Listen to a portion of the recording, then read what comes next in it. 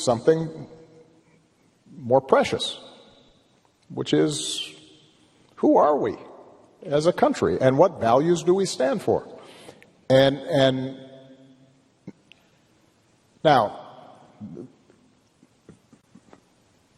this is not just an abstraction, and I think this is one of the challenges that we have.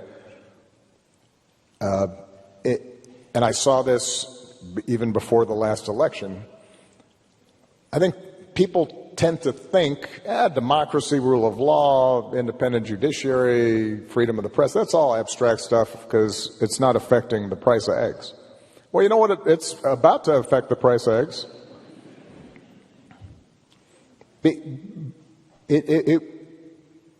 One of the things that has distinguished us in the past has been this basic idea that we are a rules-based society. What that means is that, you know what, I can support one candidate instead of another, and I don't have to worry that the police are going to come harass me or my customers. That's what happens in other places. That's what happens in Russia.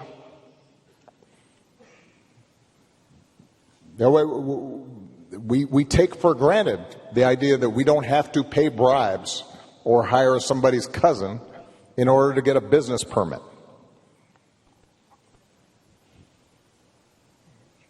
That's how we built the economy we did. That's why this place worked. And it has very concrete impacts on all of our lives. So, this is the first time I've been speaking publicly for a while. I've been watching a little bit.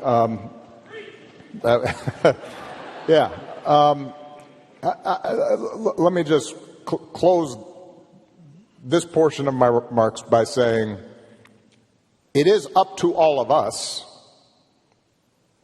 to fix this. It's not going to be because somebody comes and saves you. The most important office in this democracy is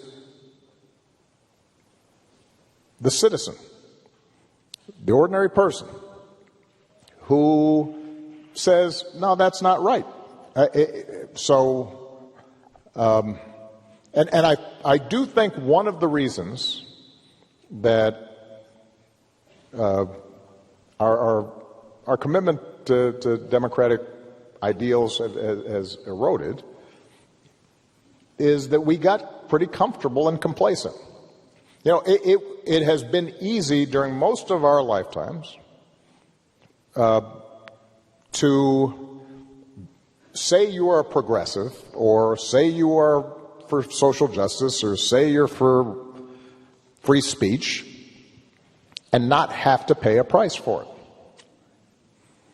And now we're at one of those moments where, you know what, it's not enough just to say you're for something. You may actually have to do something and possibly sacrifice a little bit. So, yeah, if you're a law firm being threatened, you might have to say, okay, we will lose some business because we're going to stand for a principle. If you are a university, you may have to say, figure out, are we in fact doing things right? Have we in fact violated our own values, our own code, violated the law in some fashion? If not, and you're just being intimidated, well, you should be able to say, well, that's why we got this big endowment. We'll stand up for what we believe in, and then we'll pay our researchers for a while out of that endowment, and we'll give up the extra wing or the fancy gymnasium that we can delay that for a couple of years, because academic freedom might be a little more important.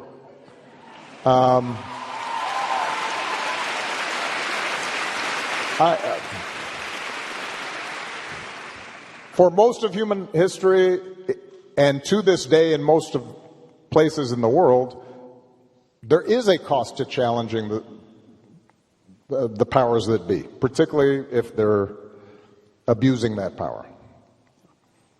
And this idea, and I've noticed this among some wealthier folks who, after George Floyd, they were right there, and a bunch of companies were talking about how they cared about diversity and they wanted to do this and they were all for that. And they are mute right now. But what that tells me is it was okay when it was cool and trendy. And when it's not, not so much. And that, I think, is what we have to, each of us has to examine in our own hearts. Is all right, we say we're for equality. Are we willing to fight for it? Are we going to risk something for it? We say that we're for rule of law. Are we going to stick to that when it's tough, not when it's easy? We believe in freedom of speech. Do we stand up for freedom of speech when the other person talking is saying stuff that infuriates us and is wrong and hurtful? Do we still believe in it?